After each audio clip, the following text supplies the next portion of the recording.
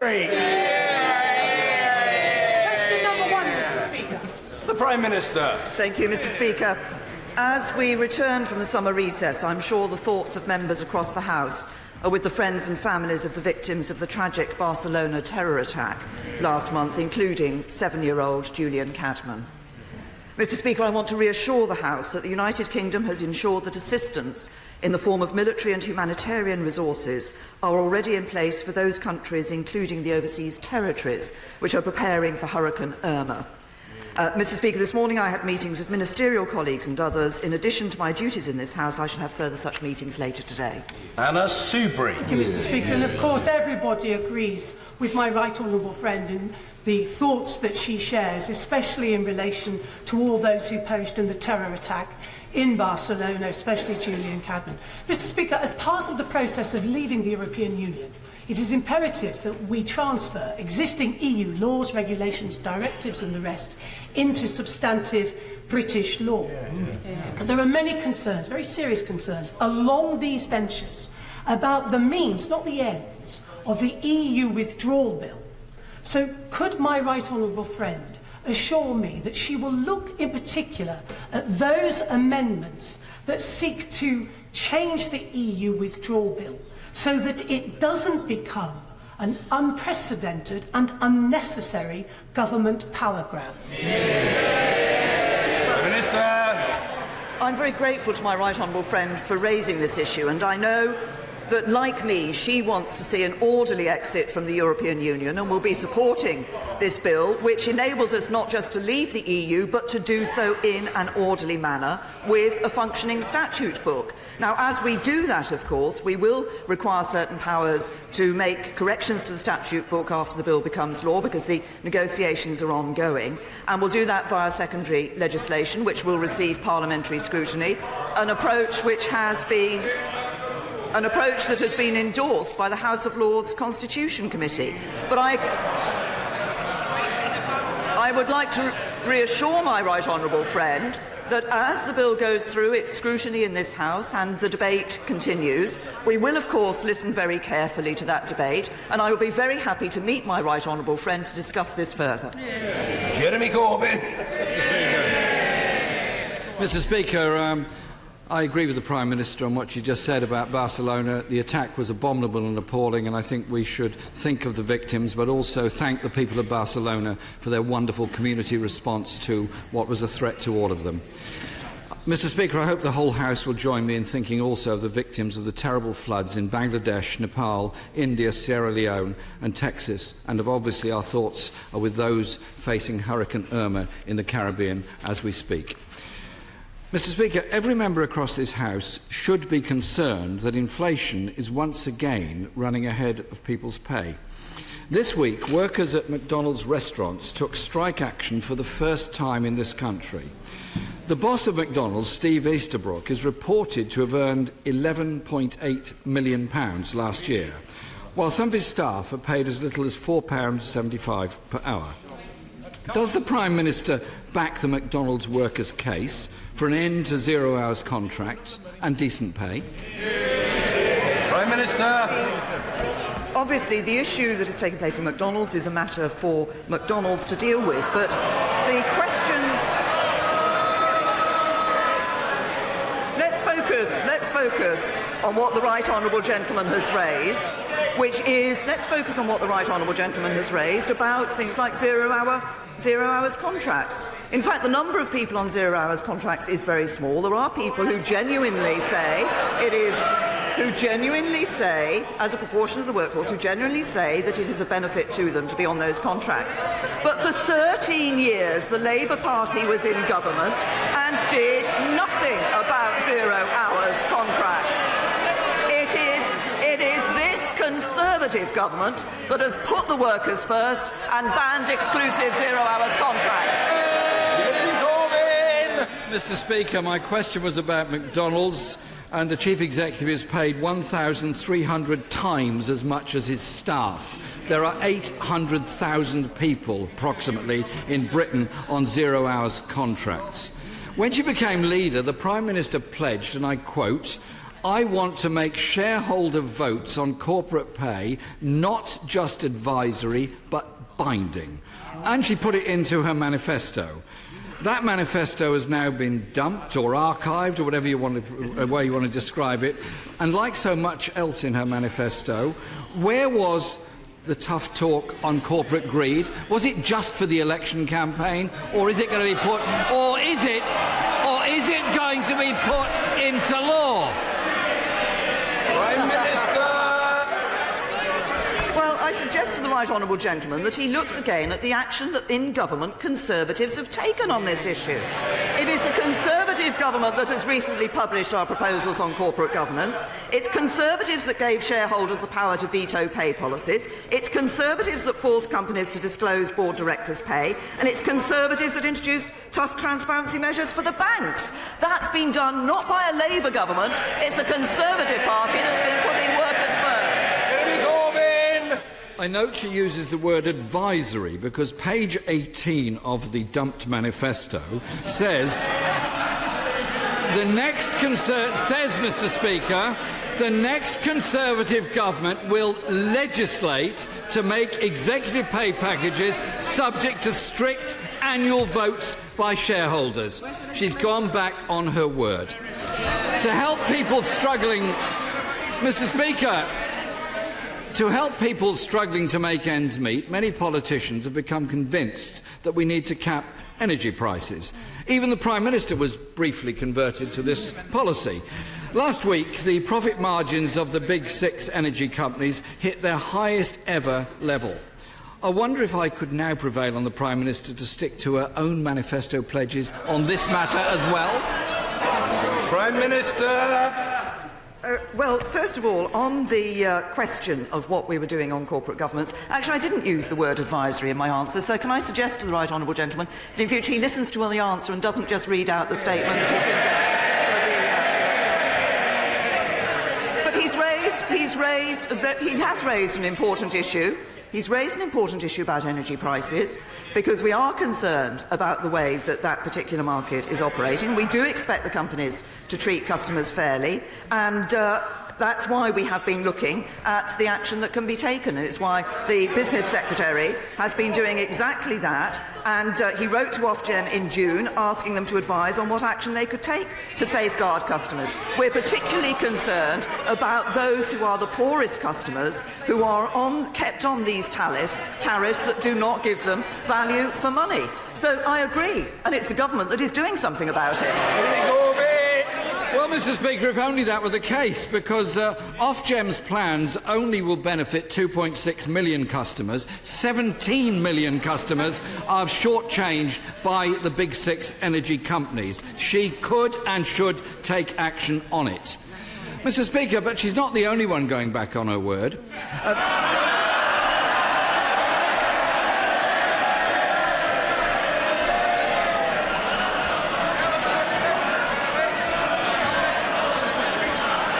When the members opposite have, Mr. Speaker, when the members opposite have calmed down a little, I'd just like to say this. At last year's Sports Direct annual meeting, Mike Ashley personally pledged to ban the use of zero-hours contracts in his company. A year on, they're still exploiting insecure workers with zero-hours contracts. Will the Prime Minister join me in now demanding that Mr. Ashley honour his words and end zero-hours contracts in all of his companies? Prime Minister! I've said it's this government that has actually taken action in relation to zero-hour contracts, unlike the Labour Party. But the right honourable gentleman talks about manifestos and people going back on their word. I might remind him that in the Labour Party manifesto there was a commitment to support Trident, our independent nuclear deterrent. Shortly after the election, in private, he told people he didn't agree with that. For years, the right honourable gentleman sat on the Labour Party benches and didn't support Labour policy. Now he's Labour leader and he still doesn't support Labour policy.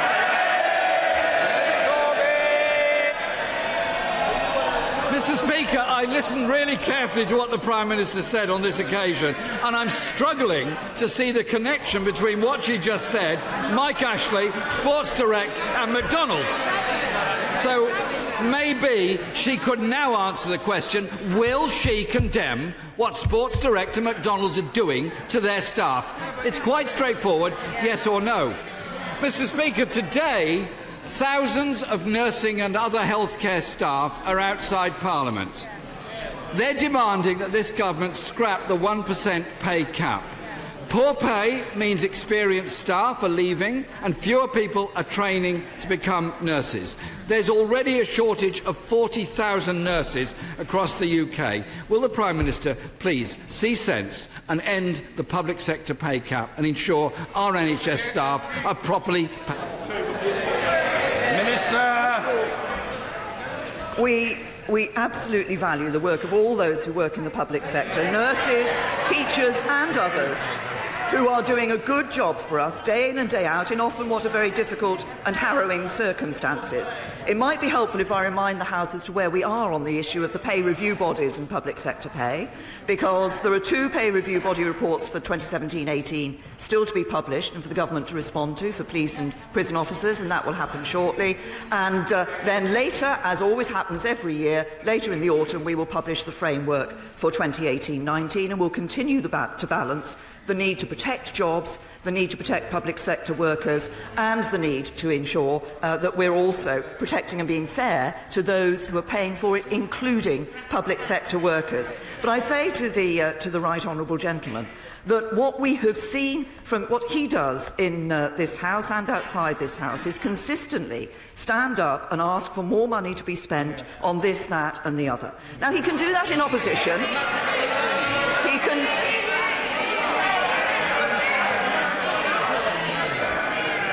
He asks consistently for more money to be spent. He can do that in opposition because he knows he doesn't have to pay for it. The problem with Labour is that they do it in government as well. And when Labour, as a result of the decisions the Labour Party took in government, as a result of the decisions the Labour Party took in government, we now have to pay more on debt interest than on NHS pay. That's the result of Labour. Jeremy Corbyn! Mr. Speaker, the Prime Minister had no problems finding £1 billion to please the DUP. No problems whatsoever. And NHS staff are 14% worse off than they were 7 years ago. Is she really happy that NHS staff use food banks? Warm words don't pay food bills. Pay rises will help to do that. She must end the public sector pay cap. The reality, Mr. Speaker, for working people is lower wages and less job security, with in-work poverty now at record levels. So will the Prime Minister clarify something she evaded during the election campaign?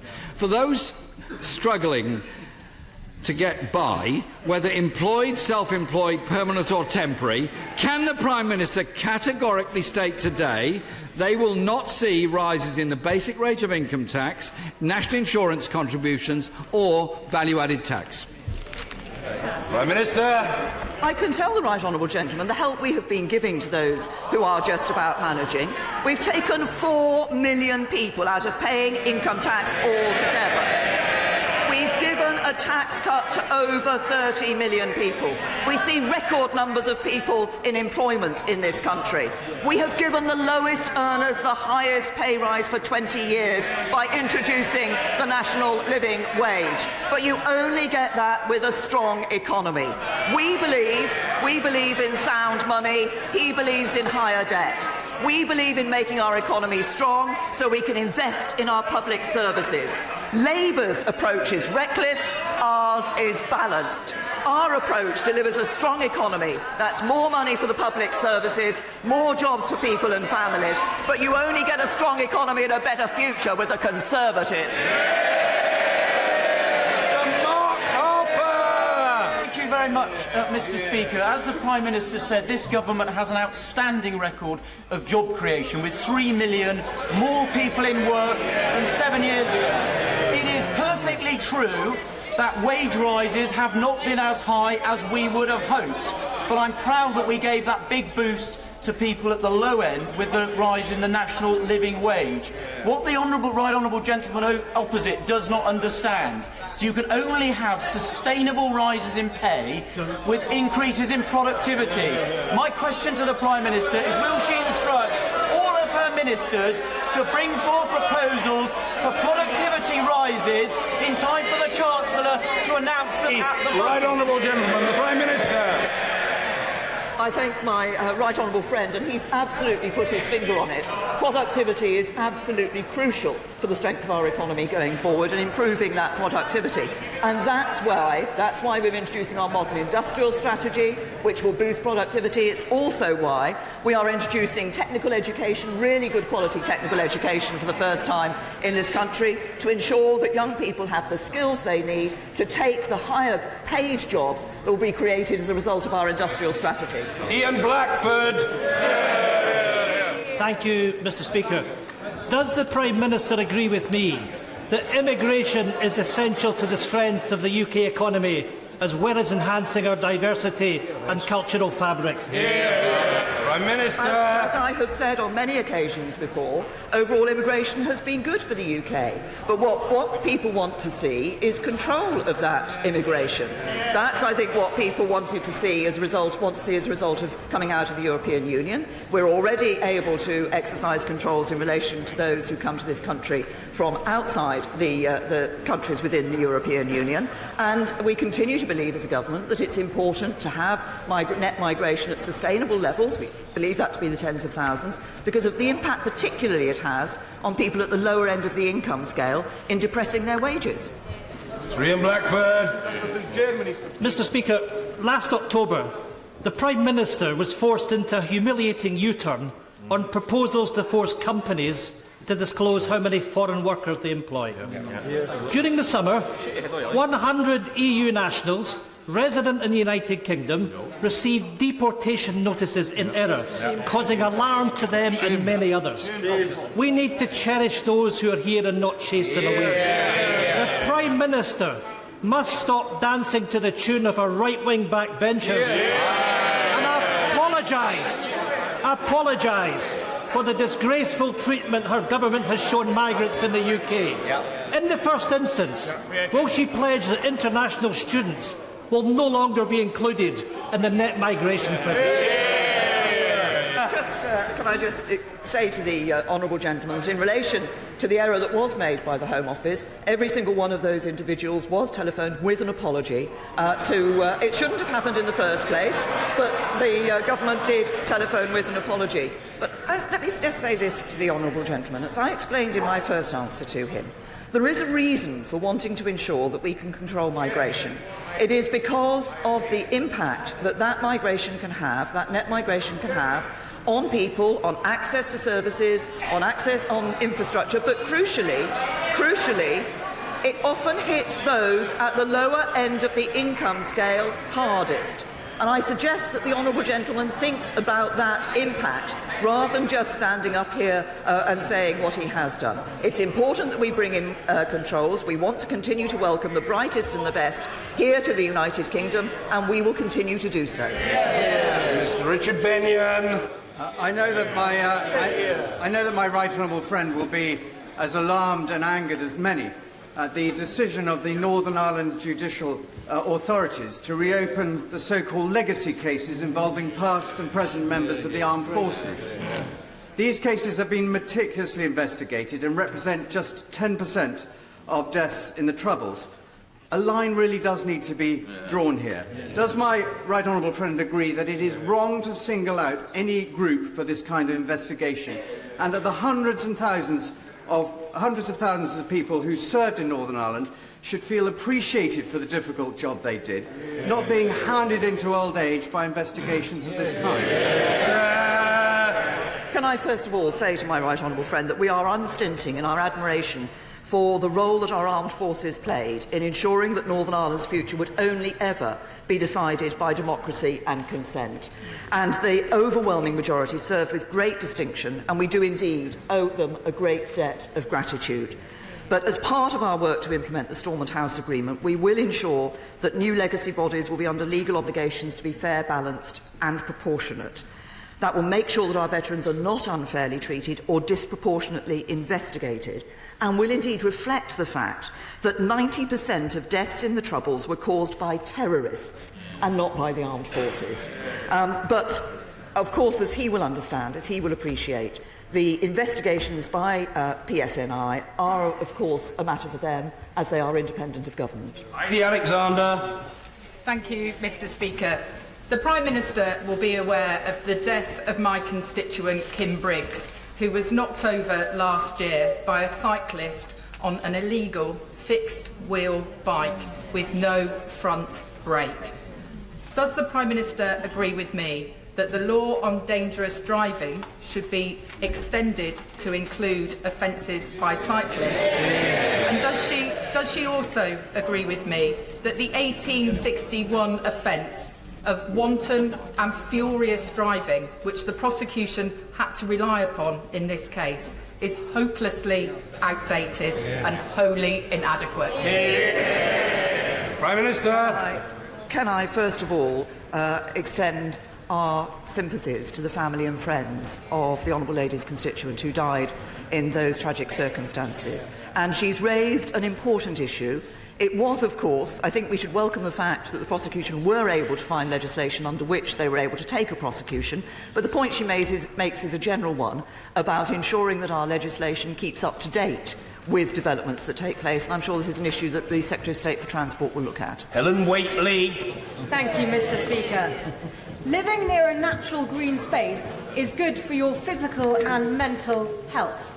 But those in the most deprived areas of this country are the least likely to do so. My right honourable friend is committed to reducing inequality and improving mental health. Can I ask her to read the new report published by the Conservative Environment Network, masterminded by my honourable friend, the member for Taunton Deane, and ask her to take on board its recommendation to consider the environment across government policy? Well, I take my Prime Minister. The whole question of mental health is one that I know she has campaigned on and has a particular interest in, and it's interesting that she has raised, I welcome the fact that she's raised this issue of the health benefits of green space, which is becoming, I think, ever more recognised. And certainly I know that this is something that the Conservative Environment Network highlights in its report. DEFRA is about to produce, or will be producing, a 25-year environment plan. It will look at the evidence within that report, and it will focus on what can be done to ensure that the benefits provided by access to green space are available to all segments of society. Ruth Smith. Thank you. Thank you, Mr. Speaker. This summer, a third of all parents across the country went without a meal to ensure that they could feed their children during the school holidays. In Stoke-on-Trent, amazing volunteers came together to provide over 10,000 meals for local kids. I'm very proud of my constituents, but I'm disgusted at this government who have done nothing and turned a blind eye. How many kids have to go hungry? How many parents have to go without food before this Prime Minister will do her job and act? Prime Minister. Well, I have to say to the Honourable Lady, I recognise, the issue that she has raised about children, particularly those who are normally able to access free school meals during term time, and the impact this has during the holidays, is a matter that her right honourable friend, the member for Birkenhead, has, of course, been taking up, and together with colleagues in the APPG for Hunger. Now, from the government's point of view, our focus remains on tackling the root causes of poverty. This is what is important, not just the symptoms.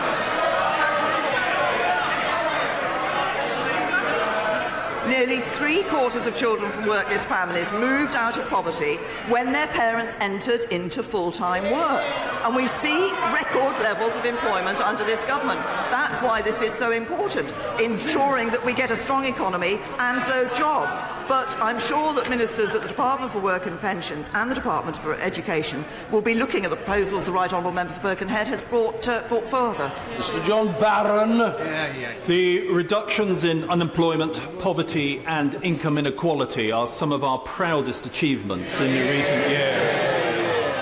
What more is the government planning to do to further the one nation principle and ensure a fairer society still?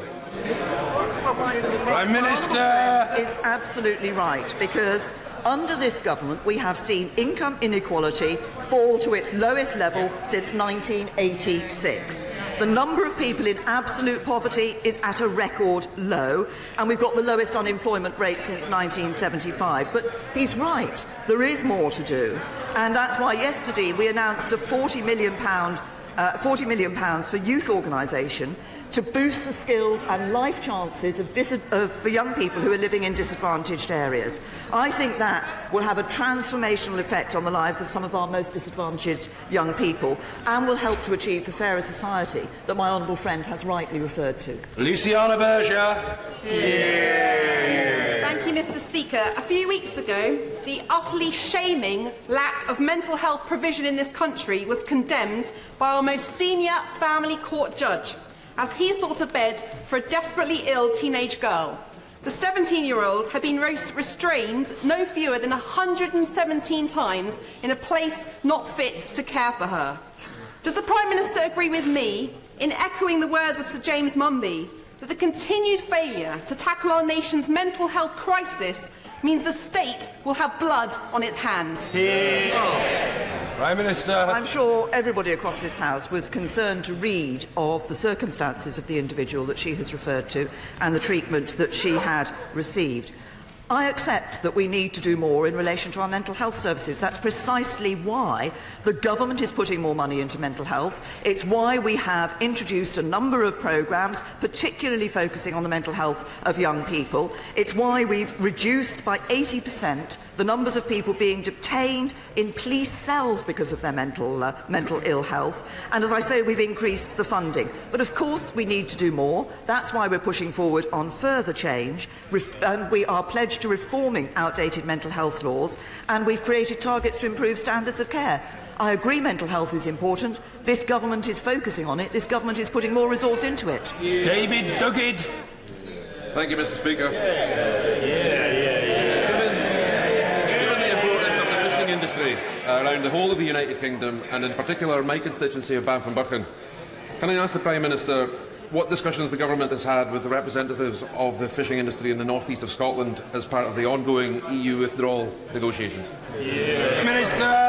I recognise the importance of the fishing industry to a number of parts of the United Kingdom, including, of course, my honourable friend's constituency, and he's right to raise this point. The government is engaging with a range of fishing stakeholders, including a meeting with the Scottish Fishermen's Federation, which took place in July.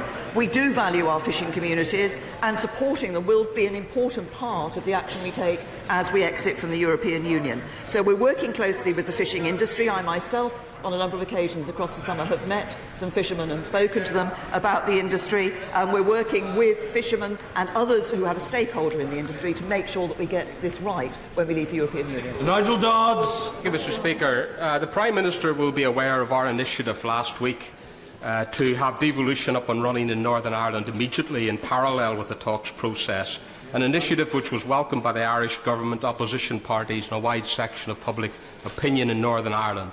If, however, despite all of our best efforts and the agreement of all the other parties, Sinn Féin stands alone, continues to block the restoration of government in Northern Ireland, will she confirm to the House what a government spokesperson said yesterday evening about the future governance arrangements for Northern Ireland, in particular the very welcome statement that there will be no question of joint authority or a role for Dublin?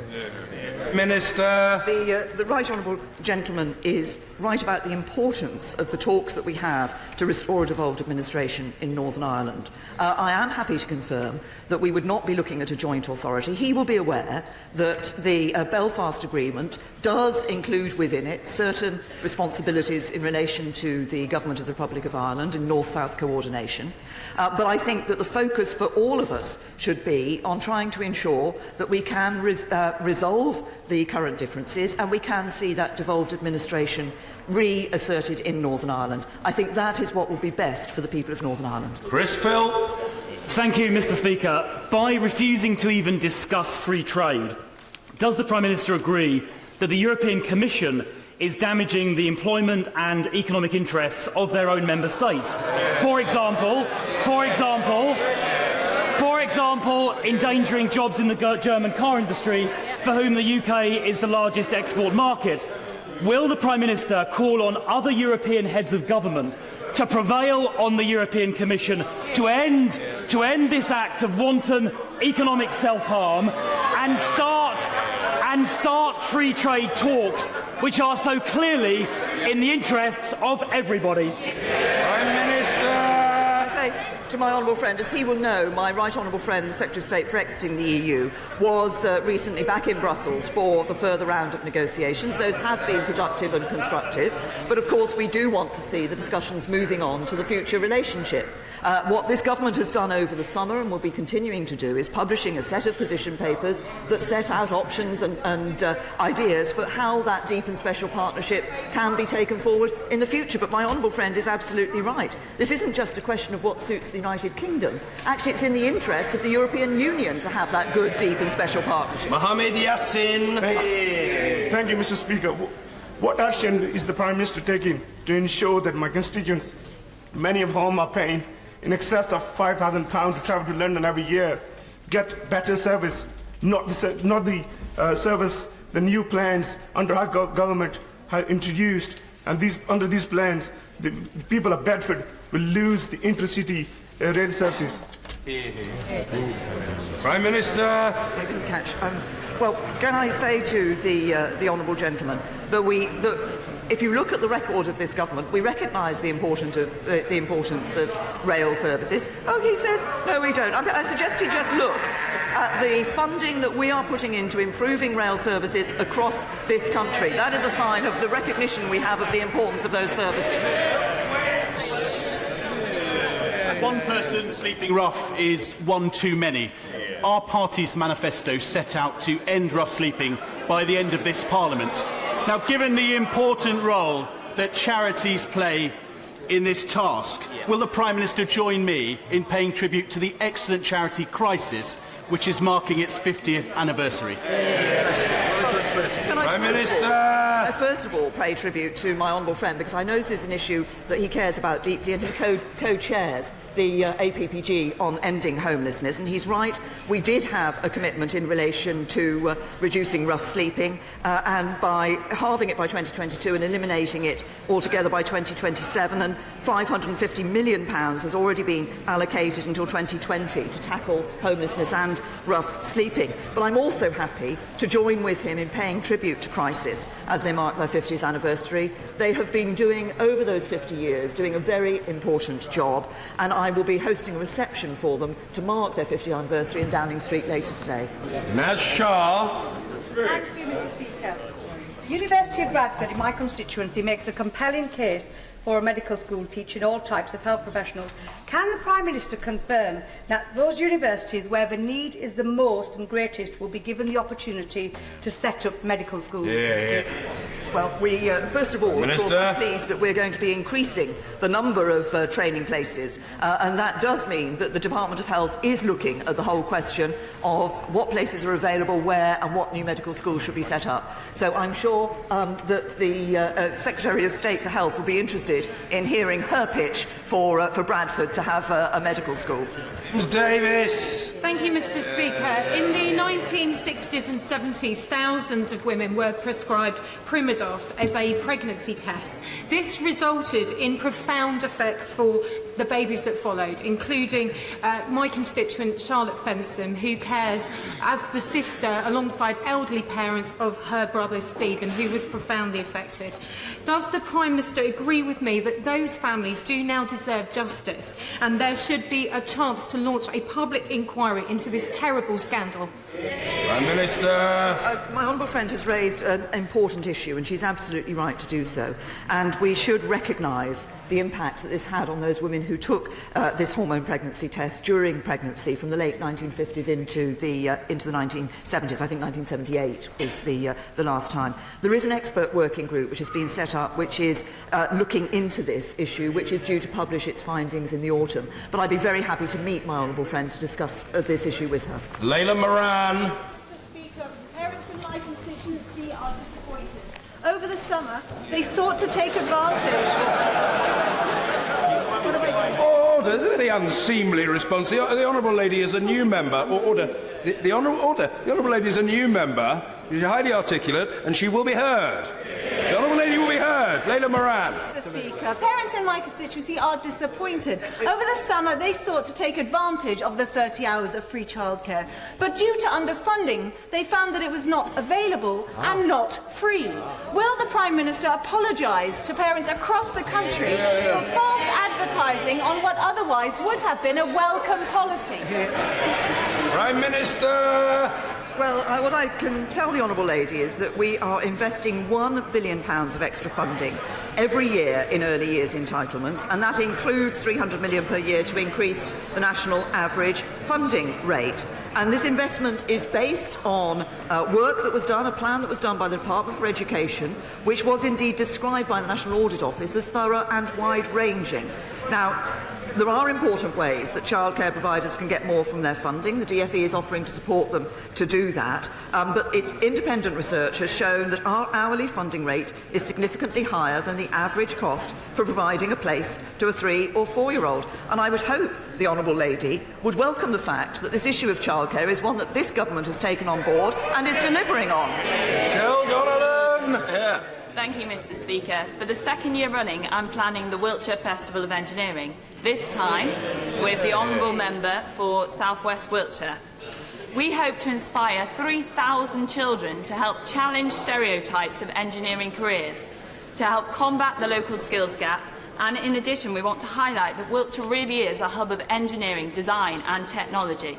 Would the Prime Minister consider attending this wonderful event? Prime Minister. Can I congratulate my honourable friend for her initiative? And can I say she does raise a very important point. I think it's important that we do see more young people moving into engineering, and pursuing careers in engineering and science more generally. And obviously the steps that she's taking with our honourable friend, the member for South West Wiltshire, is an important part of this. And we do need to address those stereotypes. I'm particularly keen to address the stereotype about engineering and women in engineering, because I think we should see more women going in engineering. And if my diary allows, I will be very happy to attend her festival. Mistreating. Thank you, Mr. Speaker. Clinicians don't believe it would be safe. Commissioners and providers don't believe it would be feasible. So isn't it now the time for ministers to reverse the decision they took in 2011 to close the Accident and Emergency Department at King George Hospital? Can I say to the honourable gentleman, we have been very clear that where decisions are taken, we want those decisions to be taken at a local level with clinical advice, and that is exactly what the Department of Health is doing. Mr. Speaker, as Home Secretary, the Prime Minister was one of the first to appreciate the alarming extent of child sexual exploitation and respond to calls from many of us to set up the Historic Abuse Inquiry. Did she agree with me that those who expose and work to root out the criminal perpetrators for the horrific crimes they commit, especially in the face of so-called cultural sensitivities hiding behind the cloak of political correctness, should be encouraged and promoted, not castigated and gagged? Prime Minister. My honourable friend has raised a very sensitive and important issue, and as he says, as was a particular issue an issue that I took a particular interest in when I was Home Secretary. Anyone who abuses a child must be stopped regardless of their race, age or gender. Child sexual exploitation is not exclusive to any single culture, community, race or religion. It does happen in all areas of the country. It can take many different forms. But I'm clear, and the government is clear, that political or cultural sensitivities must not get in the way of preventing and uncovering child abuse.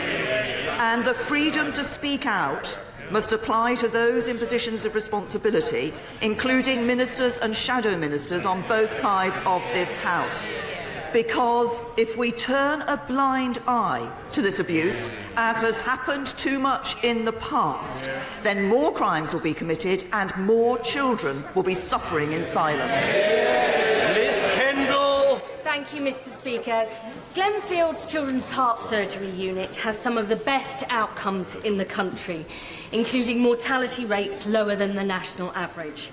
Now, Professor Aradazi says proposals to change children's heart surgery are astonishing, embarrassing and plucked out of thin air.